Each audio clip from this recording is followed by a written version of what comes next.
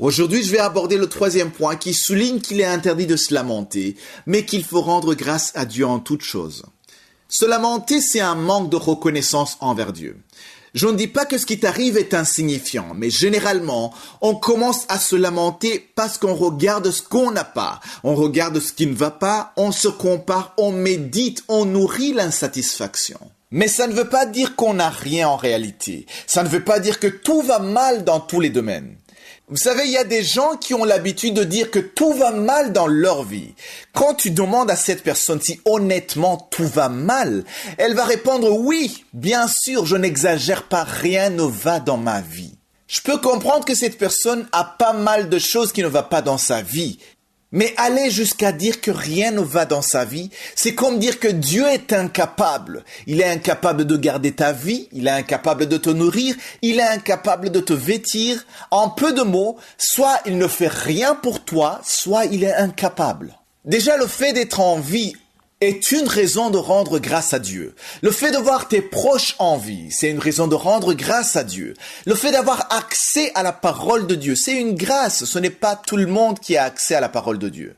Le fait de pouvoir manger est une raison de rendre grâce à Dieu. Sans regarder combien de fois tu manges par jour. Mais tu manges, c'est pour ça que tu es encore en vie. Ce que tu as, ce que tu possèdes, c'est Dieu qui te le donne.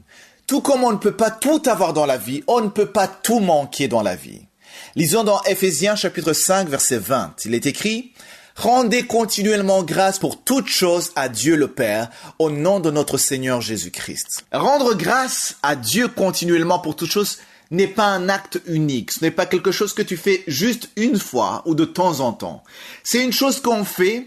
Et il faut savoir qu'on peut choisir de rendre grâce à Dieu alors qu'il y a des choses qui ne vont pas bien dans notre vie. On peut rendre grâce à Dieu alors qu'on n'a pas envie de le faire. C'est une décision que tu dois prendre. Quand tu rends grâce à Dieu pendant une saison de difficulté, ça ne veut pas dire que tu ignores tes problèmes ou ce qui t'arrive, mais tu obéis à la parole de Dieu.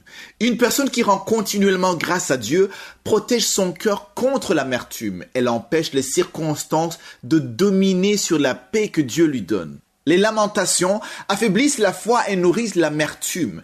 Elles te voilent les yeux sur ce que Dieu est en train de faire dans ta vie, ce qu'il est en train d'accomplir dans ta vie. Quand on laisse les lamentations dominer dans notre vie, c'est le genre de cas que j'ai mentionné, des personnes qui vont dire que dans leur vie, il n'y a rien qui va. C'est comme s'ils n'arrivent pas à voir ce que Dieu peut faire pour eux, et même ce qu'il est en train de faire devient insignifiant. Et le pire dans tout ça, c'est que quand ils disent cela, ils sont sincères. Ils sentent qu'ils sont sincères en s'exprimant de cette façon. Cependant, la personne a beau penser être sincère, mais ce qu'elle dit n'est pas la réalité, ce n'est pas la vérité. Commencer à dire que rien ne va dans ta vie. Il faut comprendre que les lamentations ont déformé la perception de ce qui se trouve dans ta vie. On ne voit que les échecs, les erreurs, les péchés.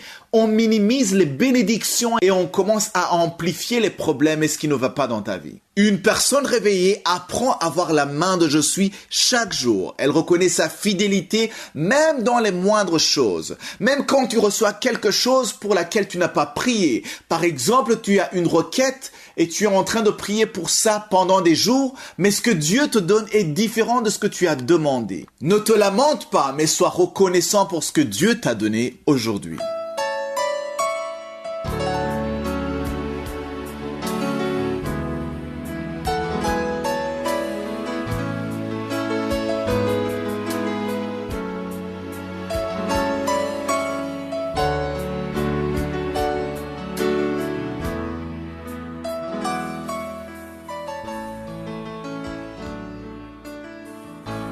Nous sommes maintenant dans la deuxième partie, c'est-à-dire le moment de l'enseignement, et nous allons continuer l'enseignement que j'ai commencé lundi dernier, c'est-à-dire le 9 mars. Le titre, c'est « Le temps de Dieu ». Si tu es nouveau dans l'émission, c'est mieux d'aller dans les archives et écouter tout ce qu'on a déjà vu. La chose la plus importante à comprendre est que le temps de Dieu est différent de notre temps. C'est ça le but de l'enseignement. Parfois, nous sommes fatigués, nous sommes désespérés, on perd la patience et parfois, on pense que Dieu a la même patience que nous. Je vous ai montré la différence entre notre temps et le temps de Dieu. 1000 ans pour nous, c'est comme un jour pour le Seigneur. Mais je vous ai donné deux mots qui parlent de la même chose, qui parlent du temps. Il y a le mot grec, il y a chronos et kairos. Chronos, c'est le temps humain. La période de l'épreuve et le kairos, c'est le moment opportun de Dieu, le temps de la réalisation. C'est-à-dire que toi qui m'écoutes, si tu as des promesses, tu ne vois pas encore la promesse, tu attends, tu pries, parfois tu es découragé, tu es dans la confusion, mais j'aimerais te dire que tu es encore dans le chronos. Le chronos, c'est le moment le plus difficile parce que pendant le chronos, c'est le temps préféré. C'est le temps préféré pour Satan de t'attaquer, de te donner de mauvaises pensées, des pensées négatives, des pensées du genre « Dieu t'a oublié » ou bien « Tu as péché, tu ne seras jamais exaucé » et tu vois les autres entrer dans leurs promesses et tu te dis que tu n'as pas de chance. Toutes ces pensées négatives viennent pendant le moment de chronos. Il y a ceux qui m'écoutent maintenant qui sont dans le kairos. Quand tu es dans le kairos, c'est le moment de la joie. Tu loues Dieu et tu veux témoigner à tout le monde, montrer ce que Dieu a fait pour toi. Mais pendant le chronos, plus ça traîne, plus grand sera la promesse. Quand tu as une grande promesse, tu passes plus de temps dans le chronos. C'est ça qu'il faut comprendre. Tu peux te dire, pourquoi est-ce que ça traîne? Pourquoi est-ce que ma bénédiction traîne? Il y a deux raisons. Ça peut traîner à cause de ton attitude, à cause de tes lamentations. Tu parles négativement. Tu n'as pas les yeux fixés sur la promesse. Tu as les yeux fixés sur le problème. Et ça va traîner ta promesse, la réalisation de Dieu. Ça, c'est la première raison. La deuxième raison, ça peut traîner parce que la promesse est grande.